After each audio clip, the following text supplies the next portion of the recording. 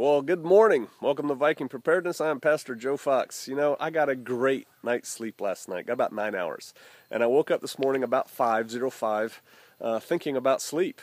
And so, I've learned a few things about sleep over the years, and I figured I'd share them with you. Now, I'm not a scientist. I'm not a doctor. I'm not a physiologist. If you want to study REM sleep and patterns and, all that, this is not your video. This is just one man who's had to deal with sleep and lack thereof for most of his adult life. A couple things about sleep. How much do you need? When I was young and fit in Ranger School, we got about 4 hours sleep a day. Right? Now, this was not a night. It wasn't typically in one chunk. Some days more, some days less. If we were going to jump out of an airplane the next day, they had to give us a solid 8-hour block of rest. Somehow we didn't get to sleep during that whole time. But they had to do that for safety. But, if you're just going to carry a rucksack, dig a ditch, or, do basic tasks that don't require a lot of thought, in my experience, 4 hours was enough time. A night, a day. And, we would take cat naps, try to get at least 2 hours hard sleep. You'd have your buddy pull security for you, and you'd try and conk out for a while and then do the same thing for him. But then I found, because I was in, things are running around in that tree, I found as I was in leadership positions that really if I was going to do planning, that kind of thing, deep critical thinking, I needed at least 6 hours sleep. That was me. How much sleep do you need? The Army used to do this thing out at the National Training Center where they'd take battalions out there for about a week or so and give them a big test. It was like real combat training. But when they went to Desert Storm, they said go into the NTC, as it was called, was actually harder than Desert Storm. They said Desert Storm was easier. So we were training them correctly. But one lesson that was learned, or perhaps not learned because the commanders made it over and over and over again, was if you're in charge, you got to get sleep. We used to say sleep is a combat multiplier, which is to say it's real important. Commanders would typically try to, they have to have their finger in everything. They're responsible for everything their unit does and doesn't do. And so they would stay awake.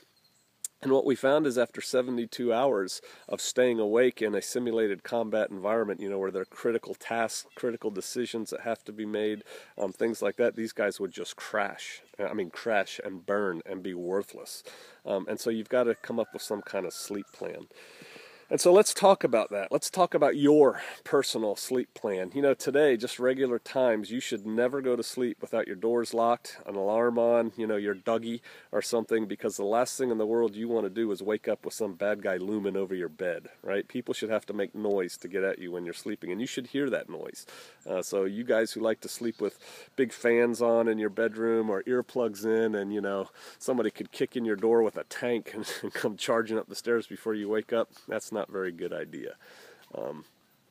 In a tactical situation, WROL, Tiowaki, SHTF type thing, hey, security is going to be important. Don't lay down to sleep without security. How are you going to do that? I don't know. This is where groups of people are real important.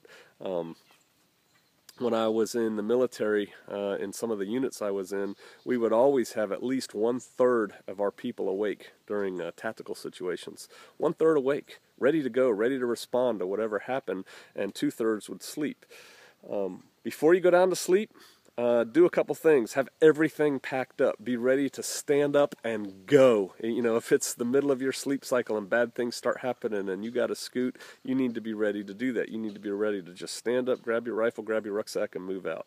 And so, apply that as you need to. What if your house is on fire? What do you need to grab and get out? You should have that by your bed so that you can do that. Know where you're going to go if you get blown out of your sleeping position. Everybody should have, before you lay down to go to sleep, before the first person goes to sleep, you should know where are we going to link up again if we all get busted out of here. And have your compass already set on an azimuth. Know that I'm going to go, a mile on 270 degrees and we're going to link up at the base of this hill, something like that. So if you've got a starburst out of there, you can link back up with your people.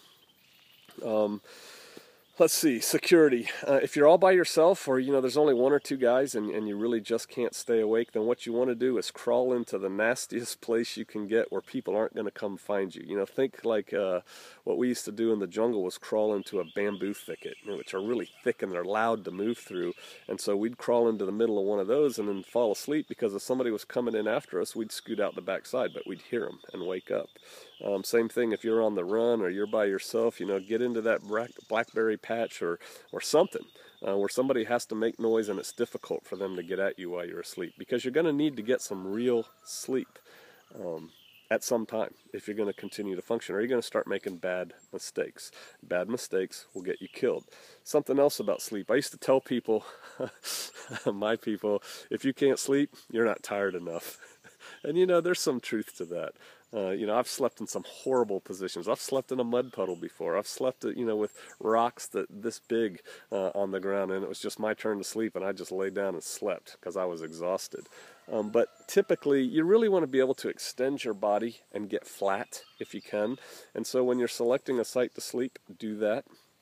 You don't want to have security right next to the sleepers. You know, have your security stationed out from the sleepers, because sleepers make noise. You know, they snore, they rustle, they do things like that, and you want security outside of that perimeter, ready to respond to something that happens.